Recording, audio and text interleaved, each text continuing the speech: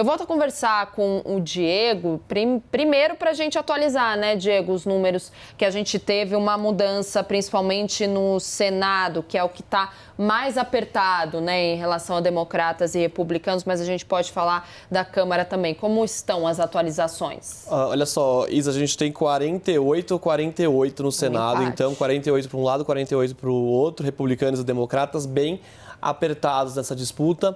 E o problema é que a gente falava agora há pouco, talvez a gente não saiba como vai ficar a configuração do Senado, pelo menos pelos próximos dias ou até semanas, já que na Geórgia, aquele estado tão importante para a eleição agora de meio de mandato, vai ter segundo turno para senador, né? Não é algo que a gente está acostumado a ver por aqui, segundo turno para senador, mas as regras desse estado dizem que se nenhum dos candidatos atingir 50% ali dos votos, vai para segundo turno sim. Então a gente não sabe quando vai ser essa segunda votação, a gente sabe que vai ter, e o problema é que isso acaba atrapalhando um pouco essa perspectiva para a gente saber como vai ficar o Senado americano, já que está 48 tão apertado, e a disputa lá pode ir para um lado ou pode ir para o outro, está muito disputado.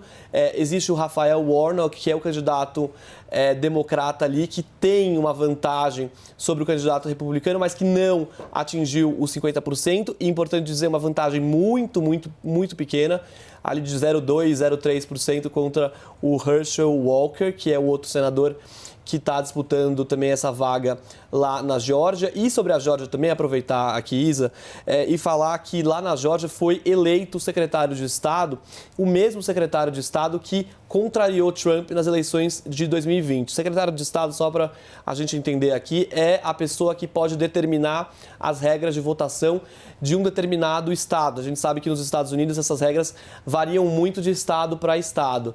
Esse que foi eleito agora, reeleito na verdade, foi o mesmo que lá em 2020 contrariou Donald Trump, despertou uma verdadeira ira de Donald Trump, segundo áudios aí, até documentos da Casa Branca que mostram isso. O presidente ligou para esse secretário de Estado, então o presidente, pedindo que ele encontrasse os votos. E ele, claro, recusou esse pedido e agora ele foi reeleito, o que pode ser um revés para Donald Trump lá em 2024, se a gente considerar que vai ser o mesmo secretário de Estado que ele vai lidar nessa disputa e o mesmo que ele lidou lá em 2020. Então, essa é uma disputa importante também que acontece em alguns estados, são as pessoas que, como eu disse, definem essas regras. E isso pode favorecer...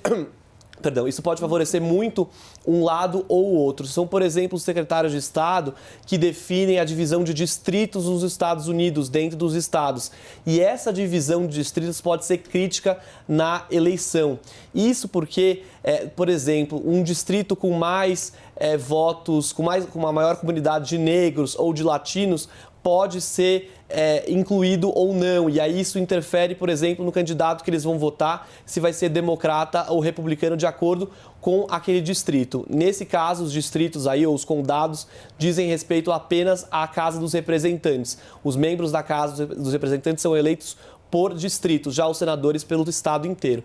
Então, essa é uma figura importante aí nessa eleição americana e que vai ser muito importante também para as eleições de 2024. Isa, vamos atualizar também como está a Casa dos Representantes agora? Vamos. Vantagem ampliada para os republicanos. Então, 195 assentos já garantidos ou projetados para os republicanos, 176 para os democratas, né? O presidente Joe Biden já dizia que seria muito difícil manter o controle democrata na Casa dos Representantes e é o que a gente está vendo agora. Os republicanos com a vantagem bem ampliada nessa casa. Lembrando, são necessários 218 assentos de um partido para que aquele partido controle, de fato, a Casa dos Representantes. Então, os republicanos já estão com 195. Claro, a gente ainda vai ter a apuração aí chegando de outros estados, de outros distritos americanos. E isso pode demorar, a gente pode não saber hoje, por exemplo, como vai ficar a casa, mas o fato é que os republicanos já ampliam uma vantagem, sim.